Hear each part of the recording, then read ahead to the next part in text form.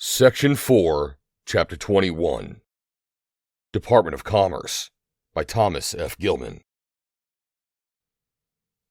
The Department of Commerce is charged with promoting economic growth, innovation, and competitiveness, while providing the data that American businesses need to succeed. Intended to serve with clarity of purpose as the voice of business in any presidential cabinet, the Department of Commerce has suffered from decades of regulatory capture, ideological drift, and lack of focus. One long-standing joke maintains that a department, with its lack of coherence, is a holding company for the parts of the federal government that could not be housed elsewhere. Thus, in the 1990s, calls emerged to abolish the department, and either spin off, zero out, or consolidate its functions among other entities. At the same time, the department has a higher profile now than perhaps ever in its history. It possesses key tools to address decades of poor decision-making in Washington, and is central to any plan to reverse the precipitous economic decline sparked by the Biden administration and to counter communist China. Both assertions can be equally true, that the department possesses the expertise, programs, and authorities that will be crucial to the success of a conservative presidency, and that its role in the federal bureaucracy would benefit from streamlining and reform. Many programs at the Department of Commerce overlap in whole or part with other governmental programs, and consolidating and streamlining these could increase both accountability and return on taxpayer investment. Any exercise in government-wide budgeting and reform should review the department with an eye toward consolidation, elimination, or privatization that examines the efficiency, effectiveness, and underlying philosophy of each individual component.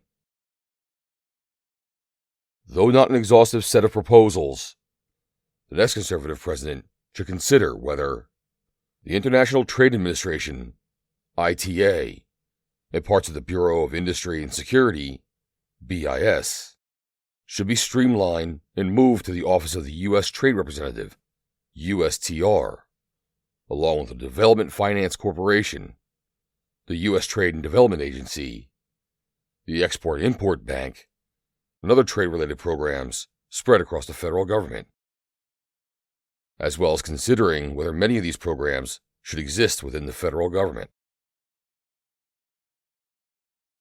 The Economic Development Administration's grant programs, which are among a broad set of duplicative and overlapping federal economic development grant programs, should be consolidated with other programs and/or eliminated. The Bureau of Economic Analysis and Census Bureau, as well as the Department of Labor's Bureau of Labor Statistics, should be consolidated into a more manageable, focused, and efficient statistical agency. The U.S. Patent and Trademark Office, USPTO, should be made into a performance-based organization under the Office of Management and Budget, OMB. Alternatively, the USPTO should be consolidated with the National Institute of Standards and Technology, NIST, into a new U.S. Office of Patents, Trademarks, and Standards, with all non-mission critical research functions eliminated or moved to other, more focused federal agencies. And the National Oceanographic and Atmospheric Administration, NOAA, should be dismantled and many of its functions eliminated, sent to other agencies, privatized, or placed under the control of states and territories. Almost every element of the department can be viewed through this lens.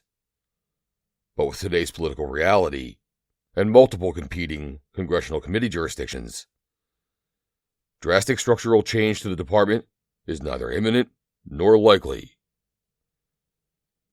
Thus, this chapter largely accepts the baseline of today's department and proposes a bold but achievable set of proposals for an incoming conservative administration. Whatever the imperfections of the Department of Commerce, it is blessed with many quality civil servants and strong statutory authorities that, directed properly, can help ensure U.S. success in 2025 and beyond.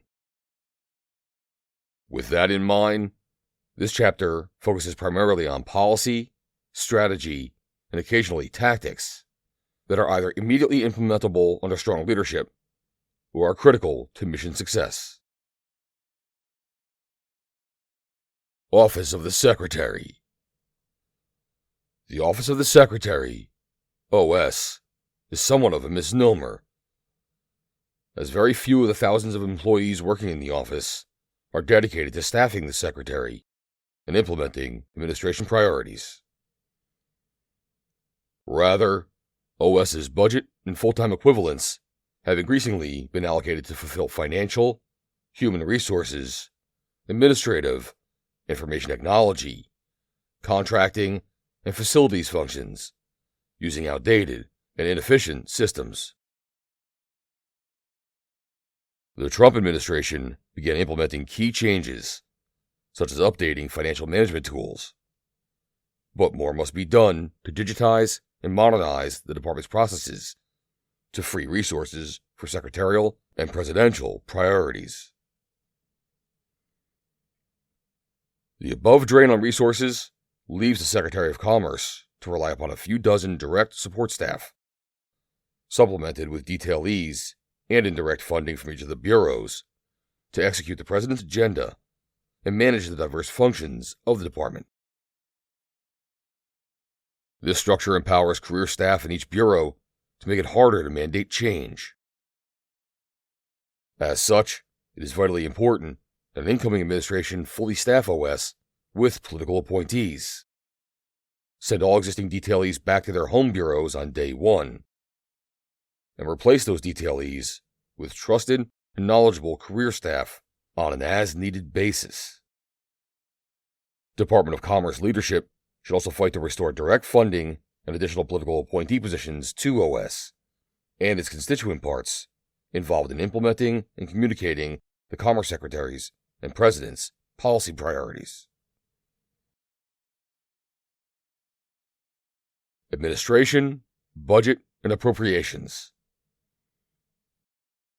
Recent practice has been for career staff to serve as gatekeepers between department leadership and external budget and appropriation partners at the OMB and on Capitol Hill, by serving not just as a central point of contact, but as the sole staff-level communicators of departmental priorities.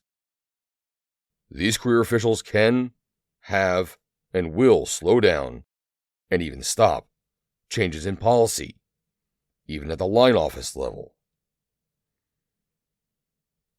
Although the following is true at all agencies, it is particularly important at the Department of Commerce that political leadership be immediately installed at the Office of the Chief Financial Officer, CFO, and Assistant Secretary for Administration, ASA, and that political appointees receive a mandate to communicate with external partners alongside career staff at every stage of the budget and appropriations process.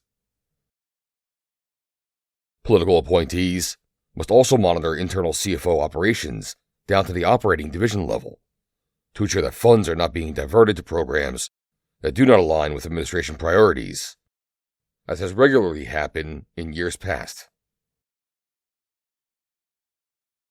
Advisory Committees.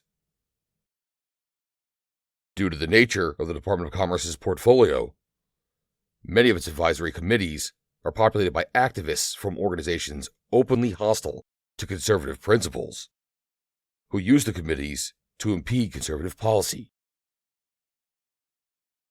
Upon entering office, all such committees should be reviewed regarding whether they are required by statute, and abolished if they are not. Membership of the remaining committees should be reconstituted to ensure they are sources of genuine expert advice and productive contributions to the policymaking process. Federal Advisory Committee Act, FACA, compliance, and awareness of any ways the committees have been written into regulations should be considered. International Trade Administration. The International Trade Administration is centrally placed to craft and implement U.S. trade policy. Core to ITA's mission is the expansion of trade and investment and the fostering of job creation, innovation, and economic growth, while also providing research and analysis that supports USTR's trade negotiations. ITA carries out this mission on behalf of American workers, ranchers, and families. As discussed elsewhere, historically, conservatives have argued that many federal government trade and investment-oriented functions amount to corporate welfare or protectionism. There is a growing counter-argument within the conservative movement, contending that, in a world in which managed trade is the norm rather than the exception, and in which authoritarian governments, especially China, continue to seek to undermine U.S. interests, the U.S. cannot unilaterally disarm. To do so would harm the cause of free trade in the long term. And, in any event, Congress is not likely to drastically change the composition or authorization of the ITA. Thus, a policy and management agenda that serves conservative priorities is crucial.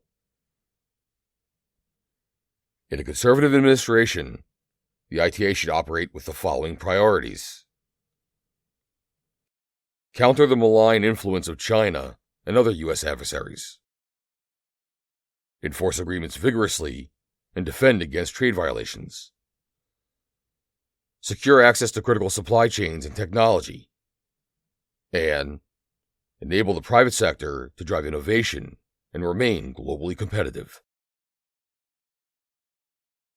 It is important to note that a deeply entrenched set of career senior executive service officials have managed the ITA for over a decade.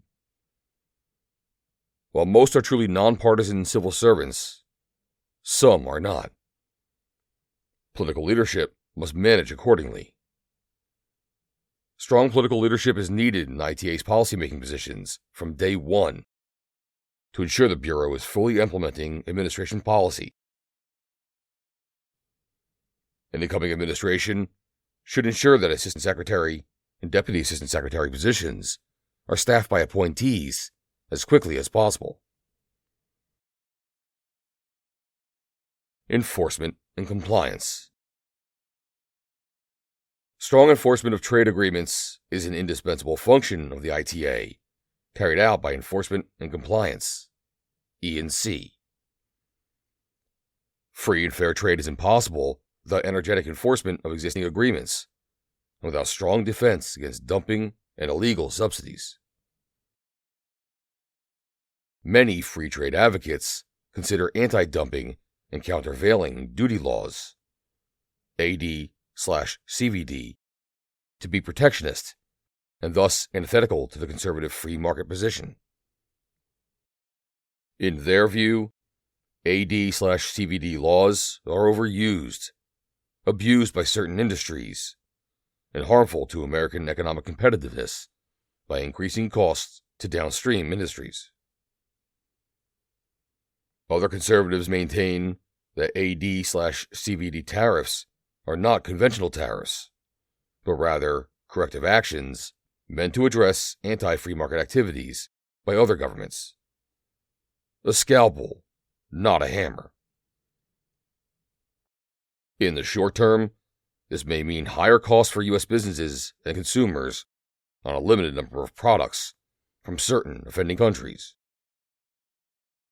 But these higher prices correct existing price distortions in the marketplace and ultimately ensure the healthy operations of market forces in the long term and a level playing field for U.S. manufacturers.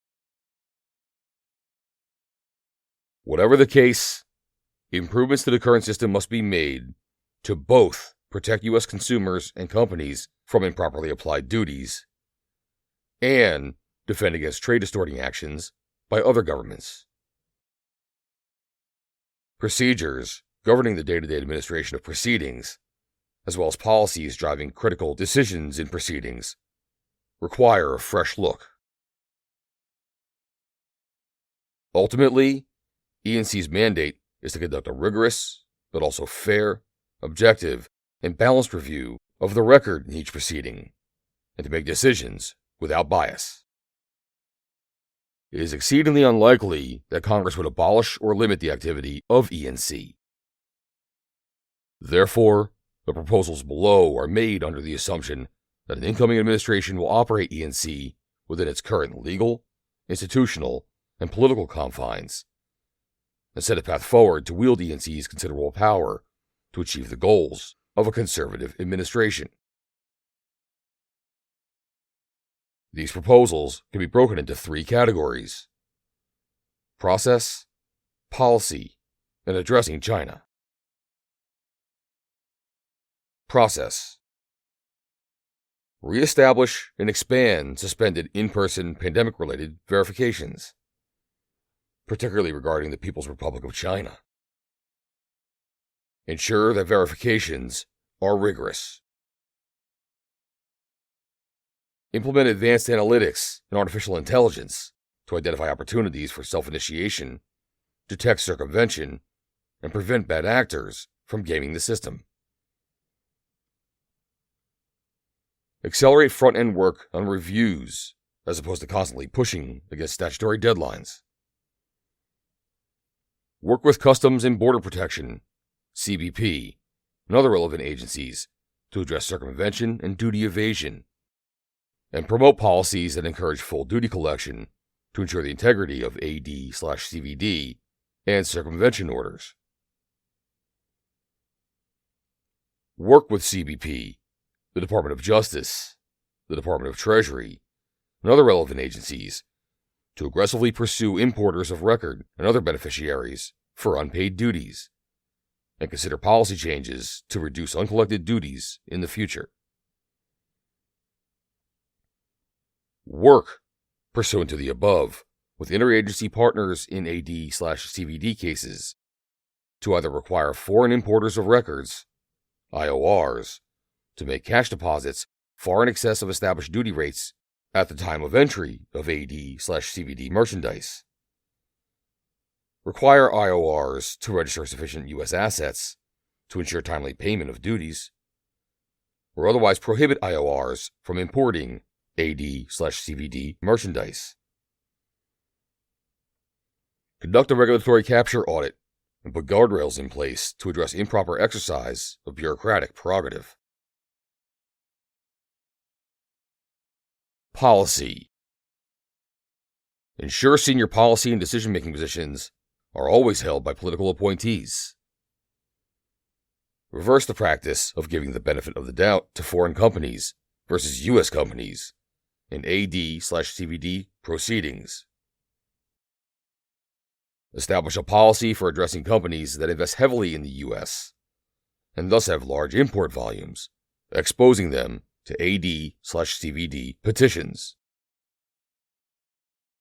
Establish an effective, fair, and objective process for self-initiation of AD/CVD proceedings when industry lacks the resources or ability to act. Addressing China. Revive the China-specific non-market economy unit. Provide transparency in the surrogate country list development process. Develop a new methodology to determine normal values in Chinese anti-dumping cases. Because, given China's size, economic might, and state intervention in the economy, there is no comparable surrogate country to use as a proxy for production costs. In addition to these changes, continued support for steel and aluminum market analysis and import monitoring remains crucial to the U.S. defense industrial base and the health of global manufacturing. Without these functions, it is difficult to address massive subsidization, overcapacity, and dumping by China. Industry and Analysis. Industry and Analysis, I&A, consists of a team of economists and industry experts that provides important analysis to partners across the government, including the White House and USTR, as well as the public. As the Department of Commerce's Committee on Foreign Investments in the United States, CFI-US, lead, INA performs crucial work to ensure that the proper economic impact/supply chain analysis is brought to national security risk assessments. This analysis is needed for CFI-US to be an effective tool in preventing China and other adversaries from exploiting the U.S.'s open investment climate. INA also provides impact assessments and economic modeling for policy options under administration consideration, plays a critical role in identifying trade barriers and providing industry-specific expertise for USTR during Free Trade Agreement, FTA, negotiations, and does indispensable work ensuring cross-border data flows, particularly with Europe, remain open and relatively unrestricted. However, outside of these functions, implementation of INA's mission is an intellectual engine for U.S. trade and investment policy can often lack energy and focus. For instance, the top market reports that represent a large volume of INA work do not serve a specific strategic function and can be better replaced by industry competitiveness assessments in critical sectors of the economy. Strong and capable leadership is needed in INA to ensure administration priorities permeate the organization and that staff support administration priorities. INA produces a mandatory report to Congress regarding the miscellaneous tariffs bill, which focuses solely on U.S. capacity in the goods being considered for tariff exclusions. It does not include highly relevant information on capacity among FTA partners and close allies. The resulting final report has thus been used to lobby for tariff reductions on thousands of imports from China, without concern for any other factors. This lack of priority given to FTA partners is troubling. Going forward, INA should be permanently restructured to perform supply chain analysis on an ongoing basis for the U.S. government, identifying potential vulnerabilities like those exposed by the pandemic and resulting shortages in everything from semiconductors to baby formula.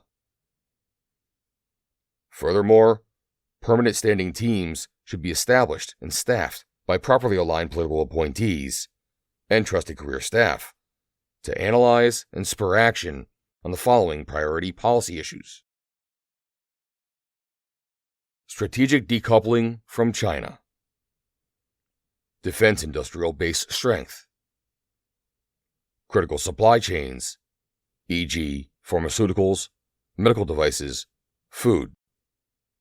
And emerging technologies, e.g., rare earth minerals, semiconductors, batteries, artificial intelligence, quantum computing.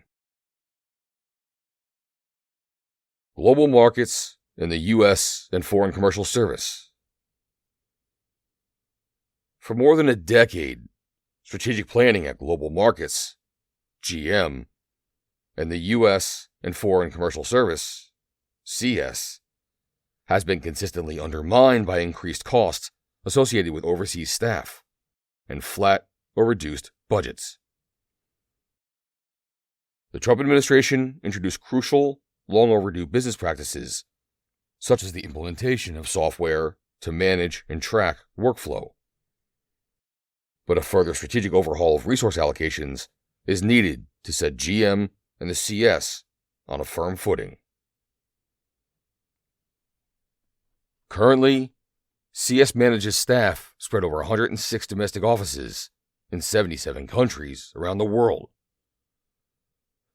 Abroad, several partner posts utilize interagency staff and regionally located CS officials to offer services without a permanent physical, in-country CS presence.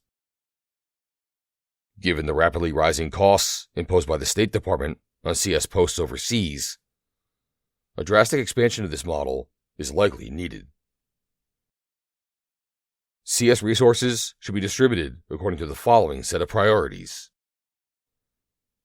value in countering the malign influence of adversaries, particularly China, value in fostering U.S. innovation, value in maintaining access to critical supply chains and technology,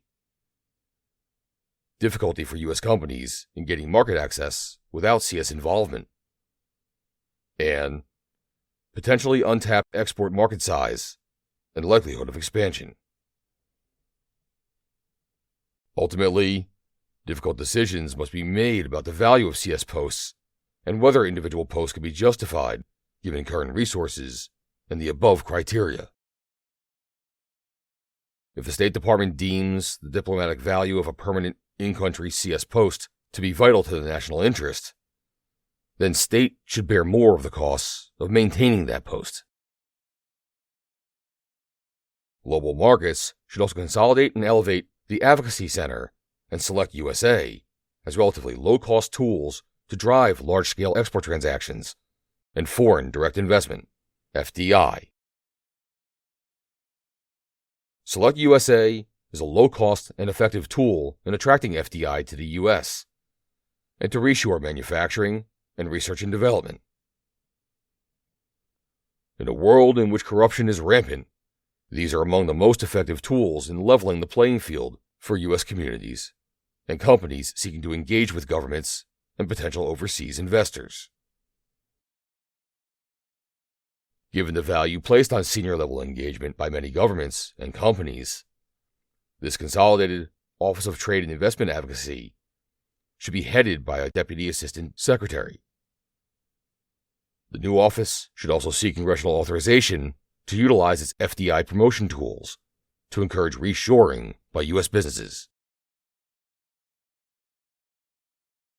Bureau of Industry and Security. During the past 2 decades, technology transfer from America and its allies has helped accelerate adversaries' technological and weapons capabilities. This technology transfer on a massive scale has occurred because of adversaries' exploitation of the U.S. open economy and education system through both commercial transactions and university and government research programs. Examples include the People's Republic of China's dramatic leaps forward in semiconductor design and fabrication, battery energy storage, nuclear weapons capabilities, artificial intelligence, space and aerospace engineering, and hypersonic weapons deployment. At the same time, the U.S. has systematically failed to protect critical assets. Rather than promulgate policies to better prevent technology transfer, the U.S. government has either ignored the problem or, worse, from 2008 through 2016, instituted a government-wide export control reform process to loosen the Export Administration Regulations, EAR, governing exports of dual-use items to facilitate technology transfer to adversaries, either directly or indirectly through third-country transfers. Those reforms still present in the Department of Commerce's EAR must be reversed. The United States needs stronger rules to protect technology transfer to adversaries, while promoting technology integration and interoperability with allies. Further, U.S. export control regulations should be utilized to prevent theft of personally identifiable information, and to encourage U.S. companies to shift production out of China and further diversify their supply chains to better advance U.S. national security interests. For all the below recommendations, BIS needs to move unilaterally while it works with allies to implement complementary export control policies. Waiting to act until allies are ready to move in lockstep is not an option while America's national security is at risk. Emerging and foundational technologies.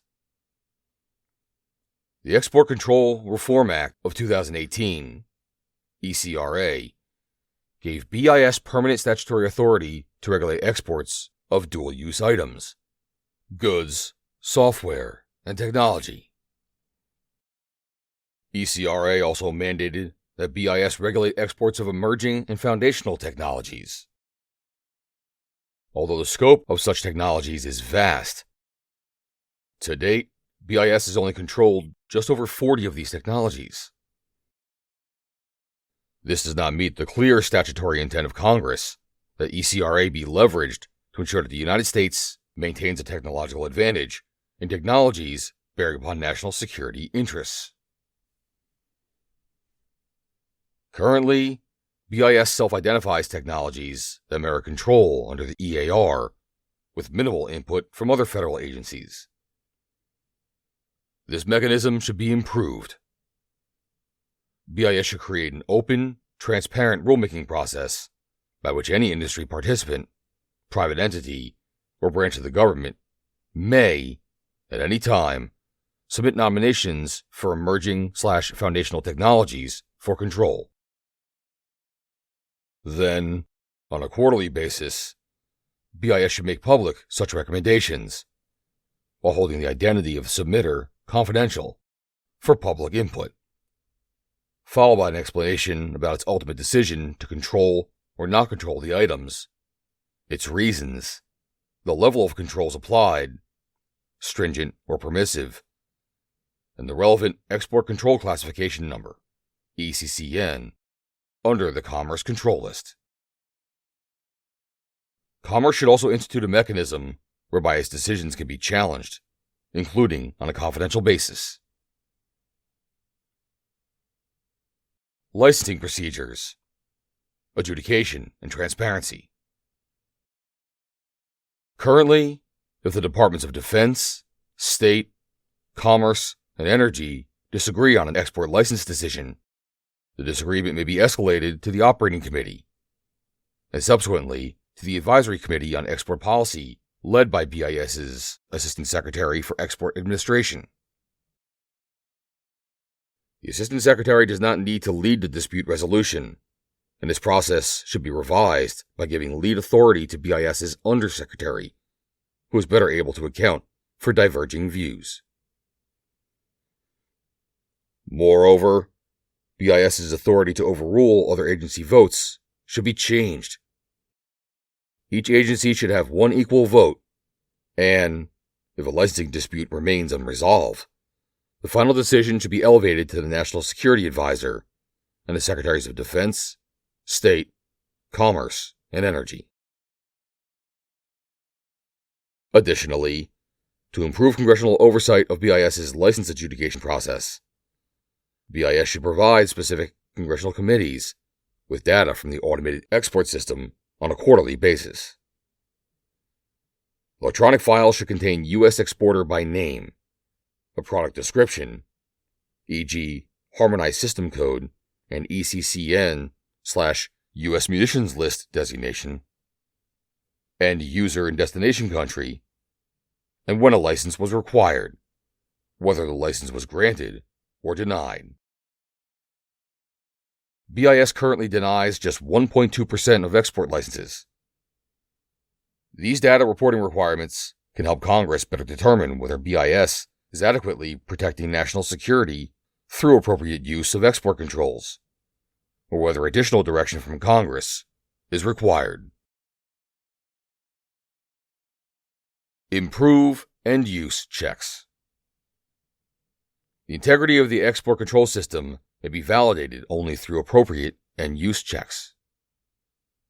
BIS must deny export licenses to countries that do not permit adequate end-use checks, e.g., China, Russia, by U.S. authorities. BIS should also strengthen the forensic audit capabilities of its export enforcement officers through improved and frequent training, so they are able to detect export control violations. EAR revisions.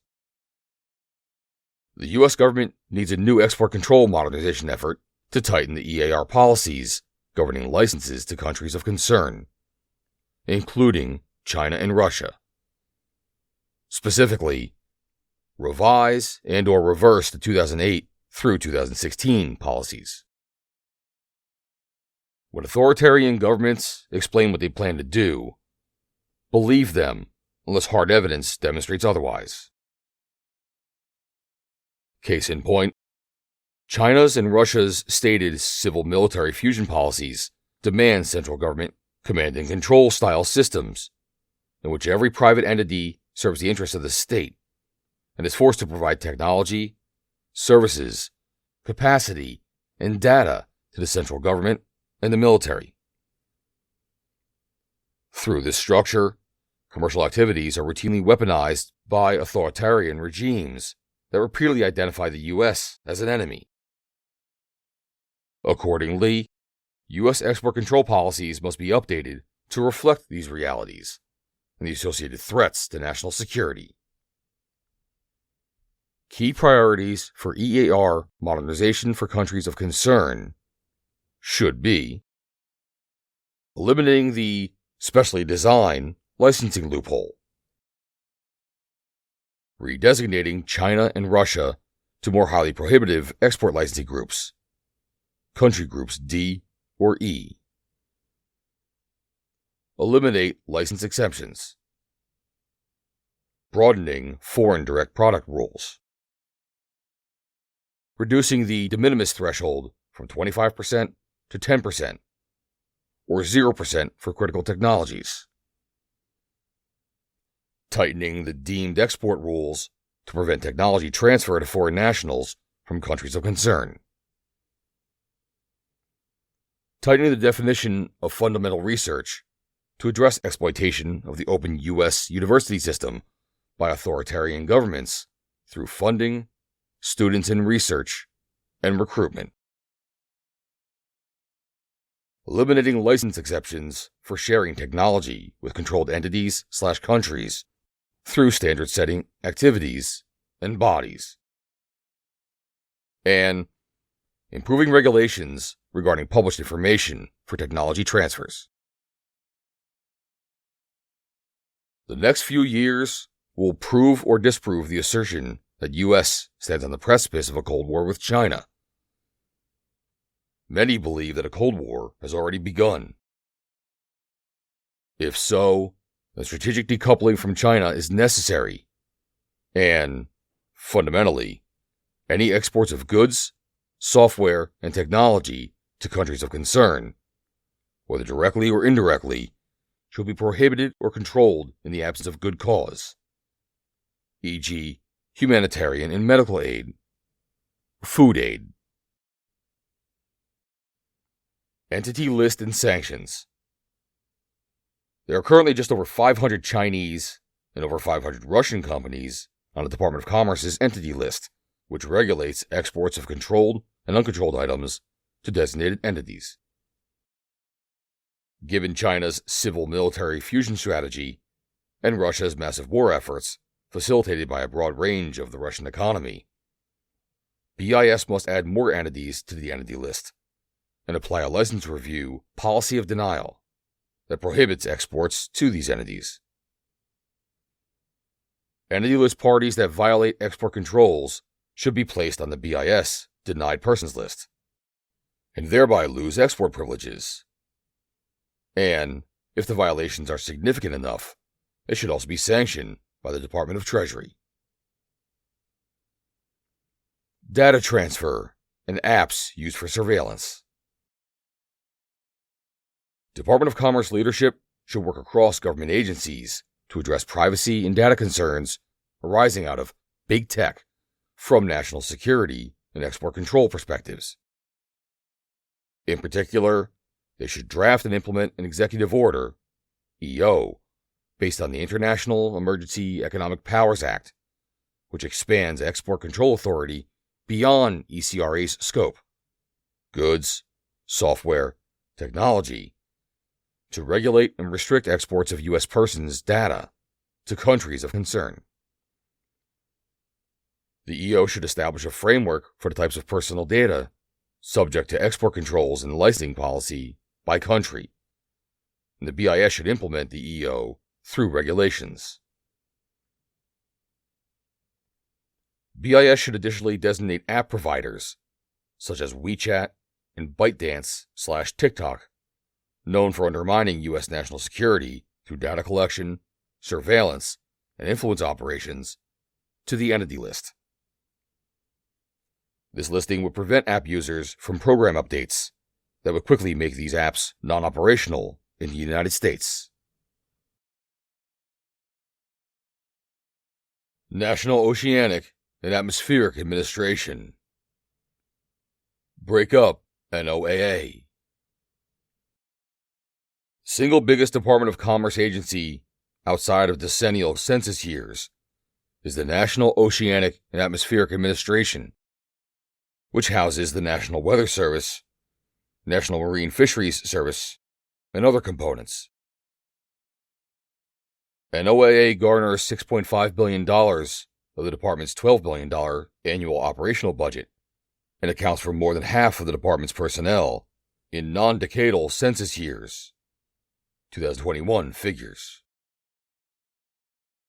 NOAA consists of 6 main offices: the National Weather Service, NWS, the National Ocean Service, NOS, the Oceanic and Atmospheric Research, OAR, the National Environmental Satellite, Data and Information Service, NESDIS, the National Marine Fisheries Service, NMFS, and the Office of Marine and Aviation Operations and NOAA Corps. Together, these form a colossal operation that has become one of the main drivers of the climate change alarm industry, and, as such, is harmful to future U.S. prosperity. This industry's mission emphasis on prediction and management seems designed around the fatal conceit of planning for the unplannable. That is not to say NOAA is useless, but its current organization corrupts its useful functions. It should be broken up and downsized. NOAA today boasts that it is a provider of environmental information services, a provider of environmental stewardship services, and a leader in applied scientific research. Each of these functions could be provided commercially, likely at lower cost and higher quality. Focus the NWS on commercial operations. Each day, Americans rely on weather forecasts and warnings provided by local radio stations and colleges that are produced not by the NWS, but by private companies such as AccuWeather. Studies have found that the forecasts and warnings provided by the private companies are more reliable than those provided by the NWS. The NWS provides data that private companies use and should focus on as data gathering services. Because private companies rely on these data, the NWS should fully commercialize its forecasting operations. NOAA does not currently utilize commercial partnerships as some other agencies do. Commercialization of weather technologies should be prioritized to ensure that taxpayer dollars are invested in the most cost-effective technologies for high-quality research in weather data. Investing in different sizes of commercial partners will increase competition, while ensuring that the government solutions provided by each contract is personalized to the needs of NOAA's weather programs. The NWS should be a candidate to become a performance-based organization to better enforce organizational focus on core functions, such as efficient delivery of accurate, timely, and unbiased data to the public and to the private sector. Review the work of the National Hurricane Center and the National Environmental Satellite Service. The National Hurricane Center and National Environmental Satellite Service data centers provide important public safety and business functions, as well as academic functions, and are used by forecasting agencies and scientists internationally. Data continuity is an important issue in climate science. Data collected by the department should be presented neutrally, without adjustments intended to support any one side in the climate debate. Transfer NOS survey functions to the U.S. Coast Guard and the U.S. Geological Survey. Survey operations have historically accounted for almost half of the NOS budget. These functions should be transferred to the U.S. Coast Guard and U.S. Geological Survey to increase efficiency. NOS's expansion of the National Marine Sanctuaries system should also be reviewed, as discussed below. Streamline NMFS. Overlap exists between the National Marine Fisheries Service and the U.S. Fish and Wildlife Service. Overly simplified, the NMFS handles saltwater species, while the Fish and Wildlife Service focuses on freshwater. The goals of these two agencies should be streamlined. Harmonize the Magnuson-Stevens Act with the National Marine Sanctuaries Act. Under the auspices of the NOS, marine sanctuaries, including no fishing zones, are being established countrywide, often conflicting with the goals of the Magnuson-Stevens Act fisheries management authorities of NOAA fisheries, regional fisheries management councils, and relevant states. Withdraw the 30 by 30 executive order and associated America the Beautiful initiative. The 30 by 30 executive order and the American the Beautiful initiative are being used to advance an agenda to close vast areas of the ocean to commercial activities, including fishing, while rapidly advancing offshore wind energy development to the detriment of fisheries and other existing ocean-based industries. Modify regulations implementing the Marine Mammal Protection Act and the Endangered Species Act. These acts are currently being abused at a cost to fisheries and Native American sustenance activities around the U.S.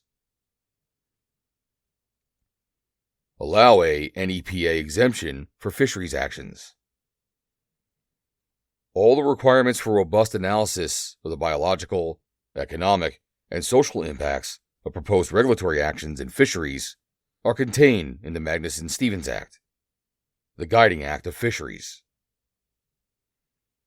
NEPA overlays these requirements with onerous, redundant, and time-consuming process requirements, which routinely cause unnecessary delays in the promulgation of timely fisheries management actions.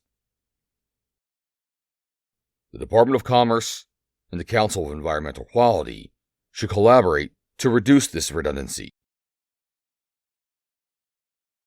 Downsize the Office of Oceanic and Atmospheric Research. OAR provides theoretical science, as opposed to the applied science of the National Hurricane Center. OAR is, however, the source of much of NOAA's climate alarmism. The preponderance of its climate change research should be disbanded. OAR is a large network of research laboratories, an undersea research center, and several joint research initiatives with universities. These operations should be reviewed with an aim of consolidation and reduction of bloat. Break up the Office of Marine and Aviation Operations and reassign its assets to other agencies during this process. The Office of Marine and Aviation Operations, which provides the ships and planes used by NOAA agencies, should be broken up and its assets reassigned to the General Service Administration or to other agencies. Use small innovation prizes and competitions to encourage high-quality research. Lowering the barriers of entry for startups and small businesses will also provide greater innovation without excessive increases in spending. Reaching beyond traditional partnerships for innovative engagement tools that encourage entrepreneurial innovation would allow NOAA's research programs to adapt more quickly to the world's changing needs.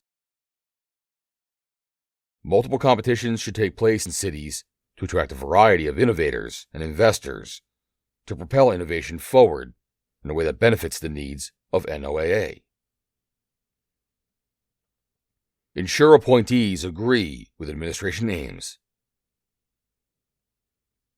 Scientific agencies like NOAA are vulnerable to obstructionism of an administration's aims if political appointees are not wholly in sync with administration policy. Particular attention must be paid to appointments in this area. Elevate the Office of Space Commerce. The Office of Space Commerce is the executive branch advocate on behalf of the U.S. commercial space industry. This office should be the vehicle for a new administration to set a robust and unified whole-of-government commercial space policy that cements U.S. leadership in one of the most crucial industries of the future. The office's current mission has been lost owing to its position within NES-DIS, which sees no role for itself in advancing the industry and the space economy, including ensuring global competitiveness. OSC is, by law, the Department of Commerce's lead on space policy, and must therefore link directly to all the bureaus and other organizations within the department. The office needs to be returned to OS, within which it existed for the first 2 decades of its existence. From OS, the office could serve as a coordinating entity for the whole-of-government commercial space policy desperately needed to secure America's place as the global leader in commercial space operations. There presently exists no unified U.S. governmental policy on commercial space operations, with the Federal Communications Commission largely responsible for establishing space policy by default through its regulation of radio spectrum licenses. Now that routine space operations are commercially viable, it is critical that a new administration establish reasonable government policies that ensure the U.S. will continue to be the flag of choice for commercial space activities.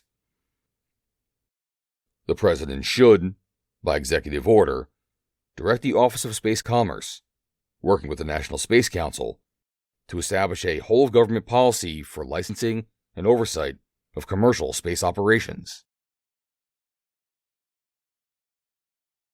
Bureau of Economic Analysis and the Office of the Undersecretary for Economic Affairs.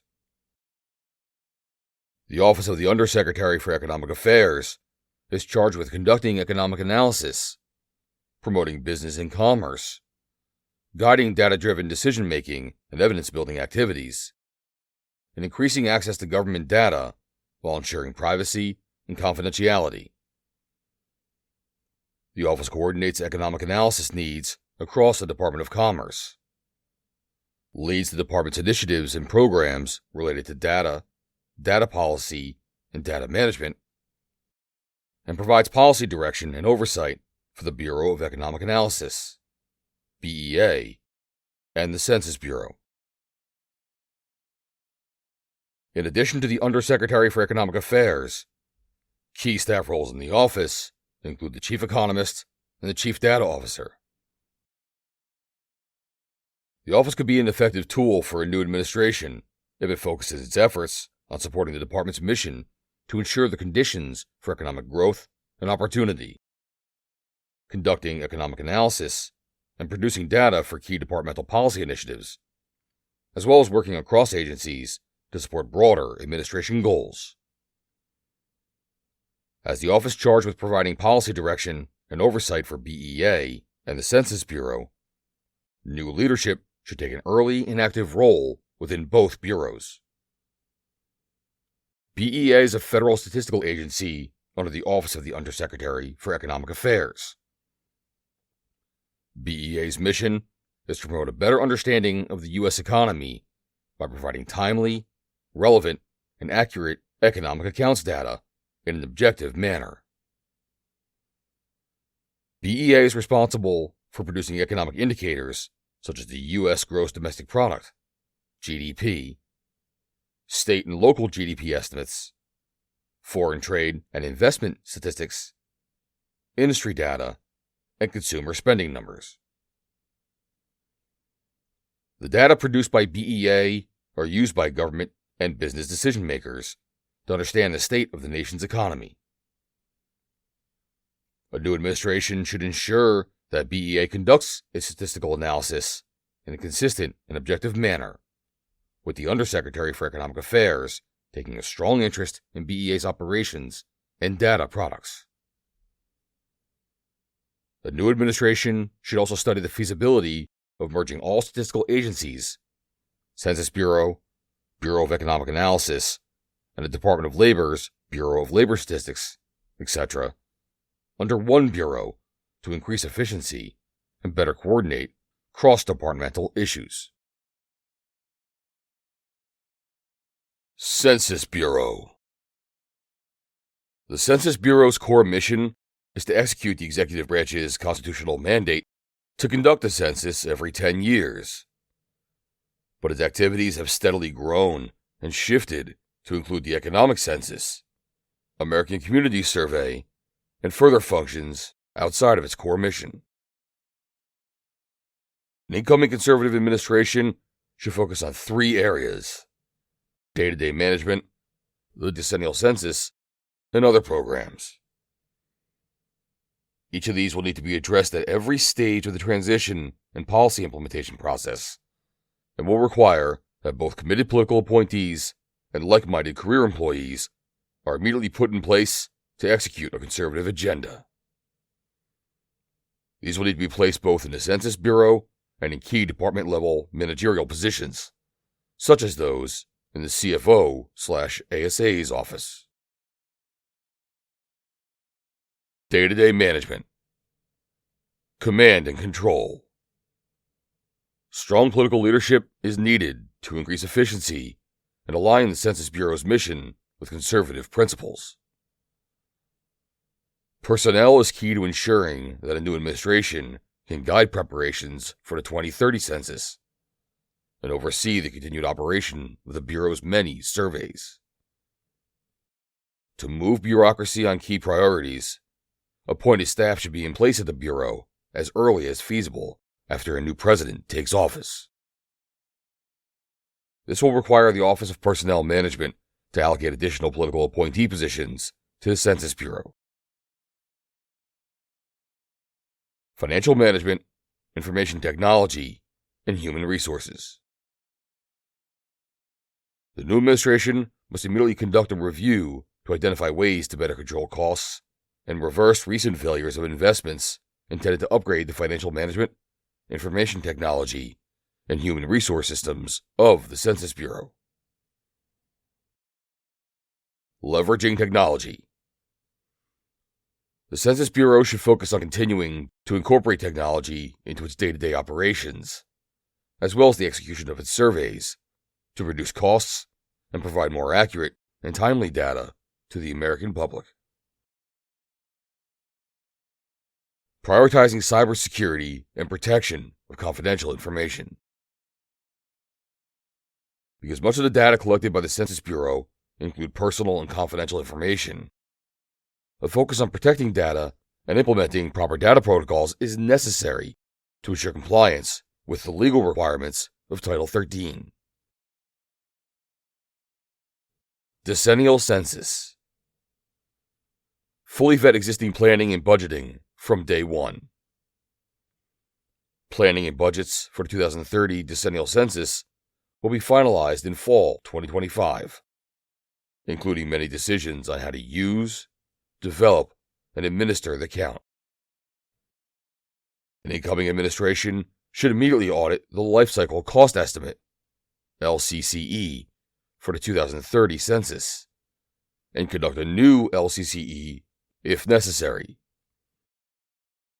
This will ensure that budget requests are accurate and up to date, and allow the new administration to understand the decennial process in greater detail. Remove duplicative functions to increase efficiency.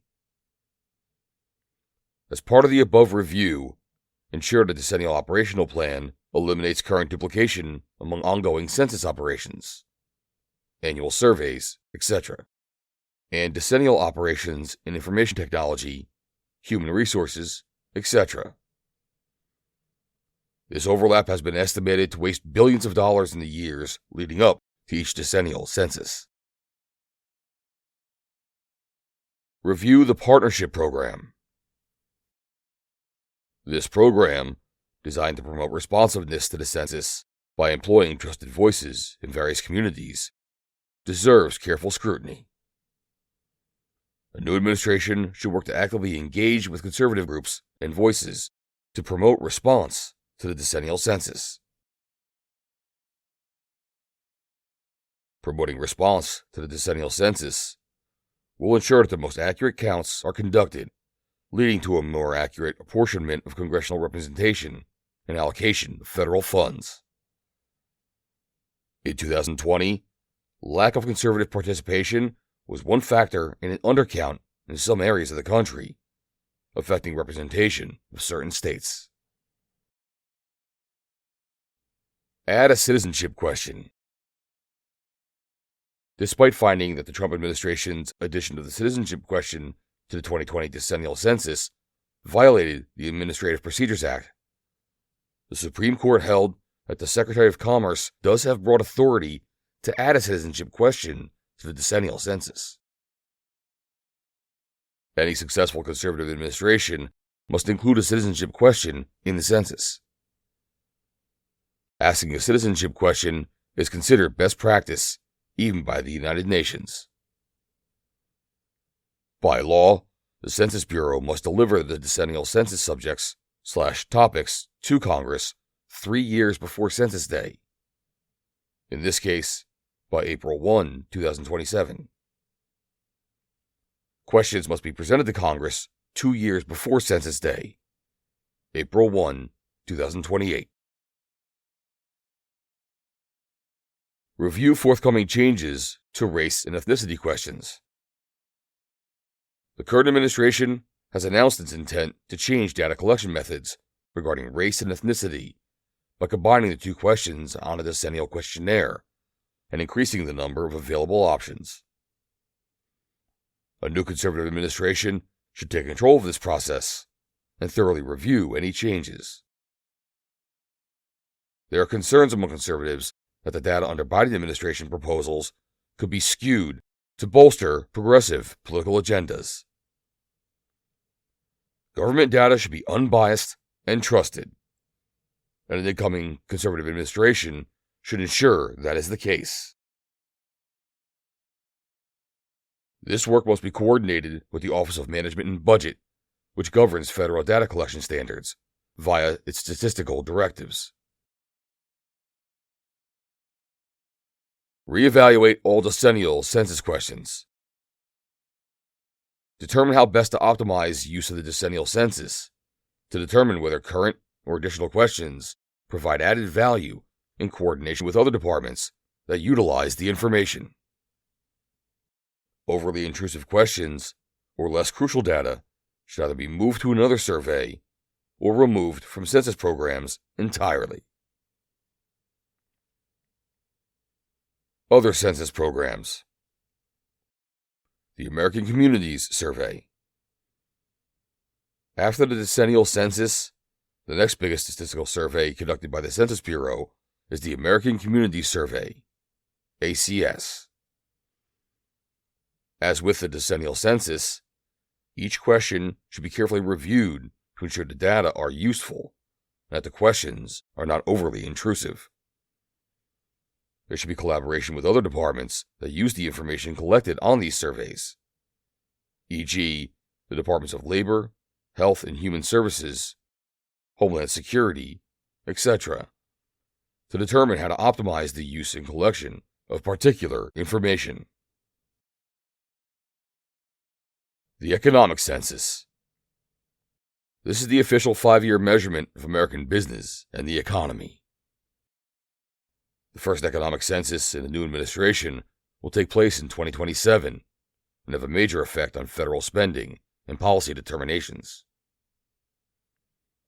This survey collects business data that are a key input for ongoing government statistics, such as BEA's GDP reports. As with the decennial census and ACS, it should be carefully examined to ensure the economic census is not overly intrusive. Additionally, the Census Bureau should work with other federal agencies to determine when data collection can be supplemented by industry and other federal business indicators. Pulse surveys. During the government's early response to the COVID-19 pandemic, the Census Bureau began experimental pulse surveys. These were designed to obtain data closer to real time than typical census surveys. These data could be a useful tool to the Department of Commerce and other partners across government and provide a model for improving data collection techniques or reducing the overall footprint of the Census Bureau. Supplemental Poverty Measure. The Census Bureau should review the Supplemental Poverty Measure, SPM, to consider whether it provides an accurate measure for use by the Council of Economic Advisors and others. The findings from this review should also be taken into consideration when constructing the current survey and other supplemental surveys, so that the SPM can be better tracked on a trend basis and support better policy decisions over time. This information will be particularly helpful in determining how to combat homelessness in conjunction with Department of Health and Human Services programs. Abolish the National Advisory Committee and reevaluate all other committees. The Census Bureau National Advisory Committee on Racial, Ethnic, and Other Populations, NAC, was established by the Obama administration in 2012 and rechartered by the Biden administration in 2022. The committee is a hotbed for left-wing activists intent upon injecting racial and social justice theory into the governing philosophy of the Census Bureau. The NAC should immediately be abolished by the incoming administration. The NAC charter gives the Secretary of Commerce the authority to terminate the committee. Since the Secretary of Commerce established the NAC in 2012 under the FACA, the Secretary is authorized to terminate the NAC. The new administration should reevaluate and potentially abolish all non-statutory standing committees within the Census Bureau, including the Census Scientific Advisory Committee. Economic Development Administration. The Economic Development Administration, EDA, is charged with investing in local communities to encourage and enable growth and innovation in the private sector, with particular focus on distressed or underserved areas. Over time, it has also served as a distribution mechanism for emergency relief funds, e.g., Hurricane Maria and COVID-19. In the Trump administration, the EDA served an important role for the CARES Act. It successfully disbursed approximately $1.5 billion in funding beginning in May 2020 and throughout the COVID-19 pandemic. However, this task revealed EDA's shortcomings. On a capability level, EDA lacked the technical and financial systems and skills to disperse these funds in a compliant manner, and required external contracts for advisory support to hire personnel needed to accomplish its goals. Historically, EDA was a small bureau with an annual budget of $350 million in public works grants annually. EDA's decision-making is decentralized to its 6 regional offices, which delayed the release of CARES Act funding by months. But more broadly, EDA is an impediment to coordinated campaigns that advance administration priorities. Rather than implementing the new department organization orders required to put conservative governance in place, it will be more efficient to abolish EDA and reallocate its funding to other overlapping federal grant programs.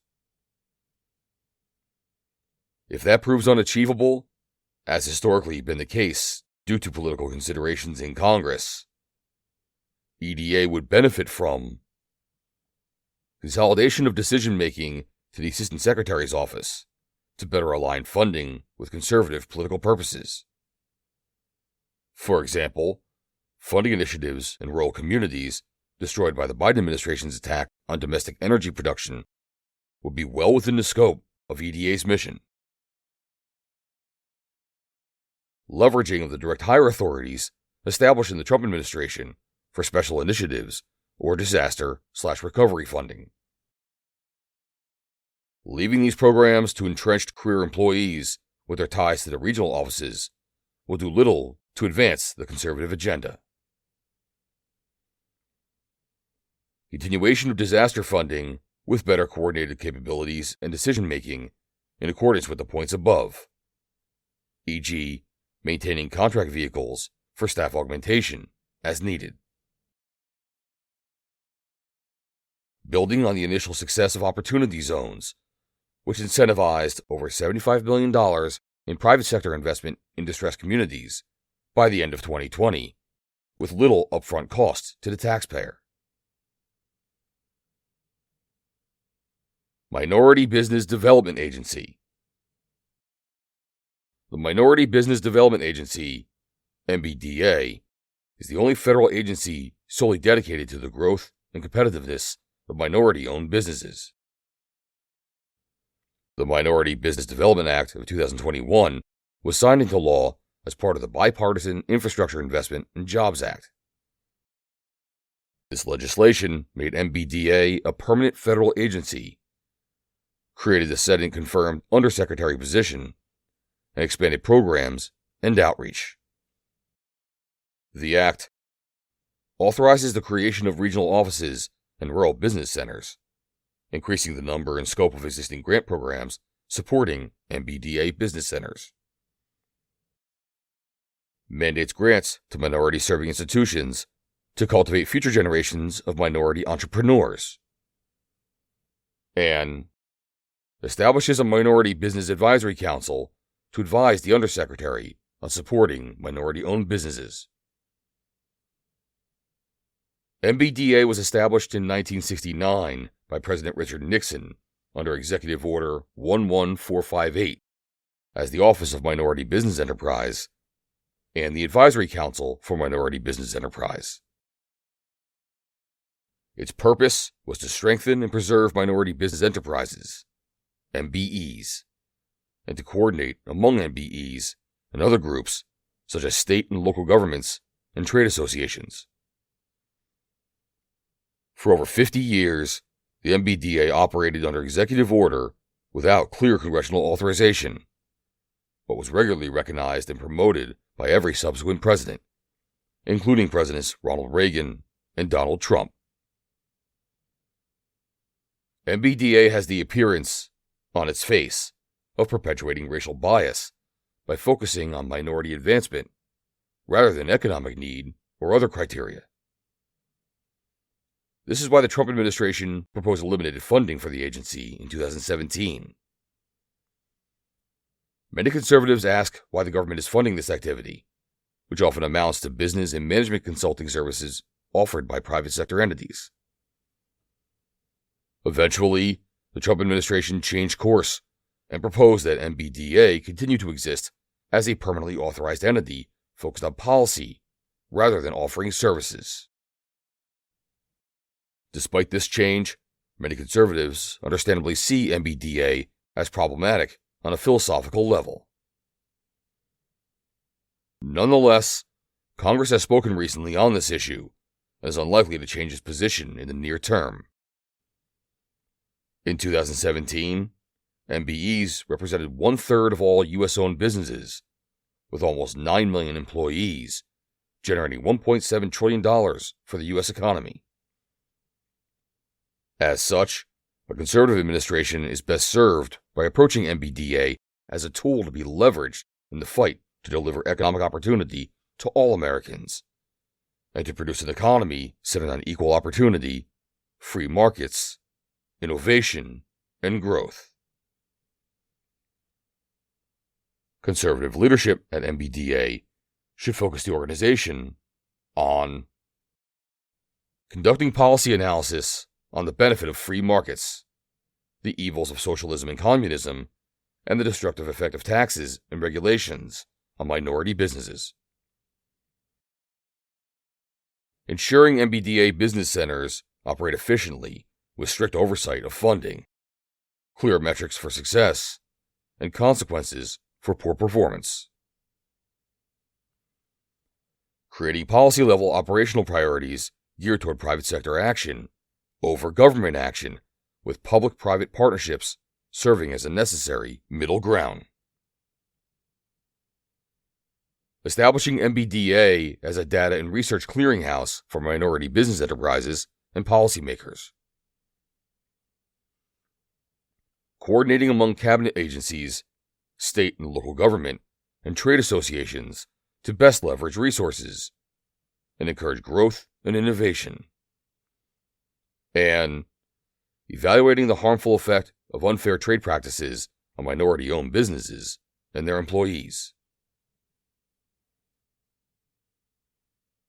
U.S. Patent and Trademark Office. The U.S. Patent and Trademark Office carries out a core constitutional mandate from Section 8, Article 1. The Congress shall have power to promote the progress of science and useful arts by securing for limited times to authors and inventors the exclusive right to their prospective writings and discoveries. Strong intellectual property, IP, protections form the bedrock of American business and are a key factor in making the U.S. economy the most innovative in the world. As such, a conservative administration must constantly work to strengthen IP rights and combat the incorrect view that strong IP rights somehow limit innovation. Political leadership in a new conservative administration should support like-minded countries as candidates for leadership in the World Intellectual Property Organization, and build strong relationships with international partners to strengthen intellectual property rights. Re-examine patent eligibility requirements in Section 101 of the Patent Act, and support internal and/or legislative reforms to enable U.S. leadership in critical and emerging technologies such as quantum computing, 5G, and artificial intelligence. Take a balanced approach to the Patent Trial and Appeal Board, and prioritize rapid and transparent processing of applications and appeals. Work with administration partners and Congress to find and punish trademark infringers and counterfeiters. Oppose efforts to provide intellectual property waivers for cutting-edge technologies, including for COVID-19 vaccines and therapeutics, through the World Trade Organization's trade-related aspects of intellectual property rights agreement, or any other mechanism. National Institute of Standards and Technology. The National Institute of Standards and Technology is charged with promoting U.S. innovation and competitiveness by advancing measurement science, standards, and technology. NIST carries out cutting-edge research, helps industry establish standards and best practices, and is the nation's foremost authority on measurements. NIST's atomic clock, for instance, maintains the official time of the United States. An incoming administration should evaluate the federal government's civilian research footprint and consolidate those functions, while ensuring that any research conducted with taxpayer dollars serves the national interest in a concrete way, in line with conservative principles. Beyond this, an incoming administration should privatize the Hollings Manufacturing Extension Partnership. The Hollings Manufacturing Extension Partnership, MEP, establishes and manages a network of centers focused on advising small and medium-sized manufacturers in order to improve processes and thereby strengthen the U.S. industrial base. When Congress created the program, MEP centers were intended to transition to self-sustaining private institutions after using government funds to begin operations. But the prohibition on long-term funding was abolished in 1998. MEP's business advisory services will be more properly carried out by the private sector. The next administration should propose legislation to zero out this $150 million program and fully privatize existing MEP centers. Transfer the Baldrige Performance Excellence Program. The program's process assists companies in improving management and operations, a function more properly and effectively carried out by the private sector. This program operates at a cost to taxpayers, despite thousands of dollars in fees charged to each participating company or entity, and long-term plans to make the program self-sufficient. Maintenance and operation of the program should be entirely handed over to the Baldrige Award Foundation to be run by non-government staff via fees. Increase value to taxpayers.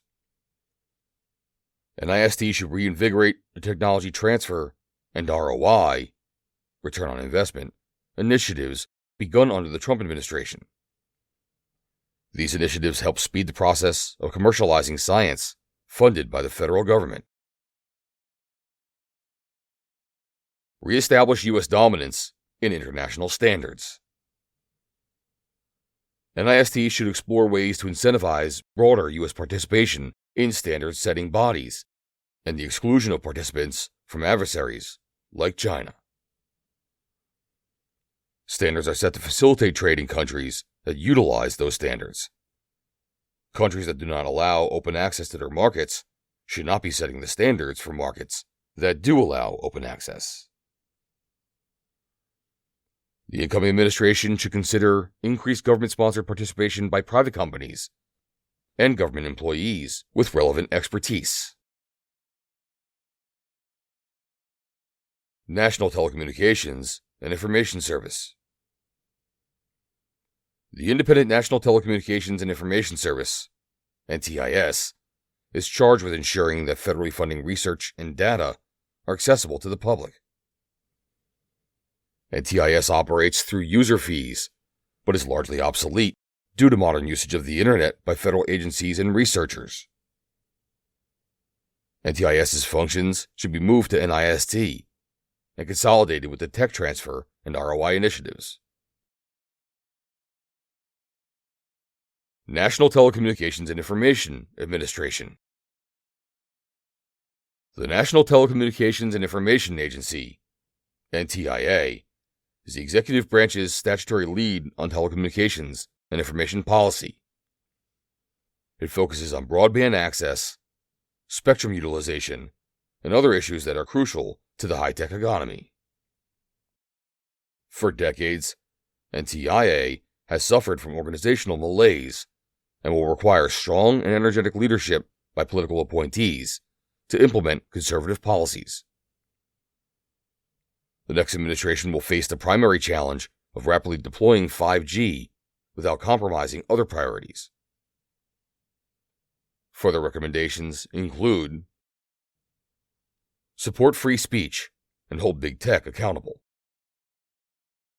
Immediately conduct a thorough review of federal policy regarding free speech online and provide policy solutions to address big tech's censorship of speech.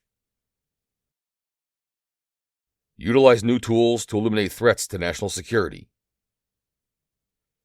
Fully implement the Trump administration's Information and Communications Technology and Services, ICTS, executive order authorities in a way that ensures long-term success and the legal viability of this new national security tool.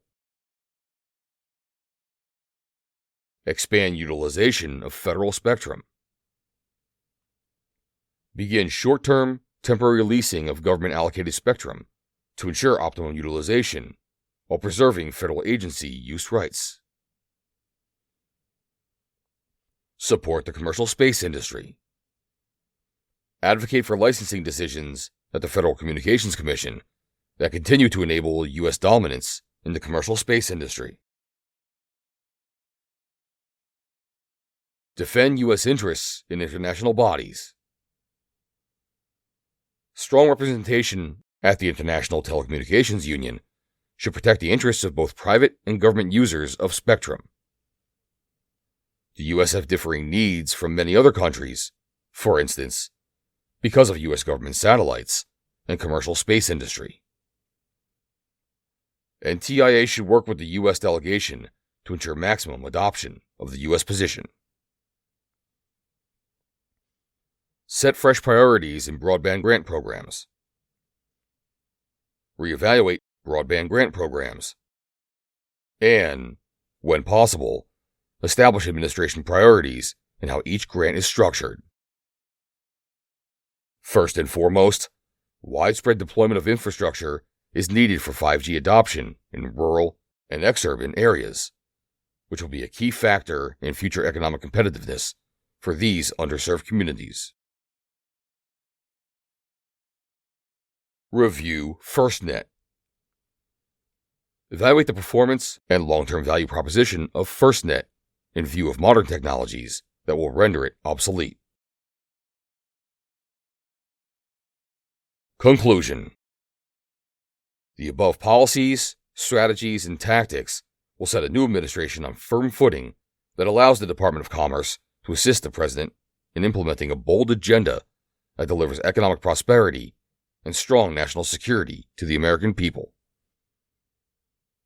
While many of the department's functions fall outside the remit of the federal government, its unique authorities in diverse areas provide critical tools that can and should be brought to bear in implementing a conservative governing philosophy that keeps Americans safe and provides opportunity for all. End of Chapter 21.